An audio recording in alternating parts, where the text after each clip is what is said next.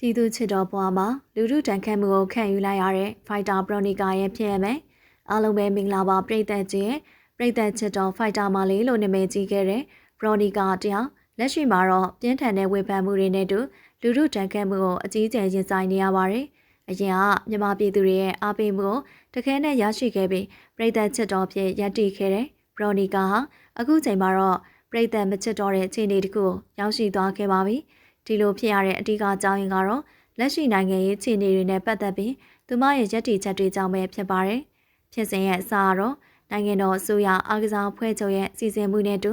စီးကိန်းပြိုင်ပွဲကိုတွားရောက်ရှင်ပြိုင်ခဲ့ရကနေစတင်ခဲ့တာပါ။နိုင်ငံနဲ့ပြည်သူတွေဒုက္ခရောက်နေတဲ့အချိန်မှာအစိုးရရဲ့ထောက်ပံ့မှုနဲ့နိုင်ငံကိုစားပြုတွားရောက်ရှင်ပြိုင်ခဲ့တဲ့ပေါ်ပြည်သက်တွေကမကြေမနက်ဖြစ်ခဲ့ကြပါတယ်။ဒါအပြင်စီးကိန်းအားကစားသမားနဲ့တွဲဖက်ရိုက်ကူးထားတဲ့ပုံတွေ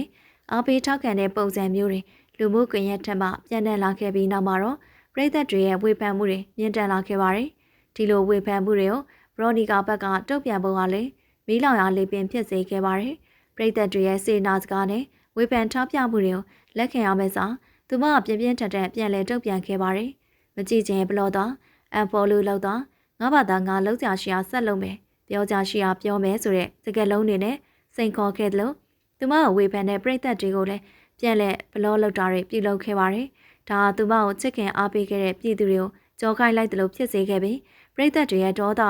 ကိုပို့ဆွစေလိုက်တယ်လို့ဖြစ်သွားခဲ့ပါတယ်။ချန်ပီယံတယောက်ဖြစ်ဖို့အောင်မြင်မှုရဖို့ကြိုးစားရမှန်ပေမဲ့ပြည်သူဘက်တော်သားဖြစ်ဖို့ကပိုရေးကြည့်တယ်ဆိုတာကိုပြည်သက်တွေကထောက်ပြနေကြပါတယ်။ online ပေါ်ကငွေရှာတာတွေကိုရှော့ပြီးတော့လက်တွေ့ပေါ်မှာစူးစမ်းဖို့ပြောဆိုကြပေမဲ့သူကတော့ social media ပေါ်မှာပဲအချိန်ကုန်ပြီးပြည်သက်တွေနဲ့အာရုံနှောက်နေရကိုလည်းတွေ့ရပါတယ်။ဒီကုံကျုံအနေနဲ့ပြောရရင်တော့ပြည်သူကပေးတဲ့အောင်မြင်မှုကိုရယူထားတဲ့အမှုပညာရှင်တွေအားကစားသမားတွေအနေနဲ့ပြည်သူတန်ကိုနားမထောင်ပဲစကြင်ဘက်ရက်တည်ပဲဆိုရင်တော့ social punishment ဆိုတဲ့လူထုတန်ခတ်မှုကိုမလွဲမသွေခံစားရမှာဖြစ်ကြောင်းဒီဖြစ်ရကသက်သေပြနေပါတယ်ရှင်။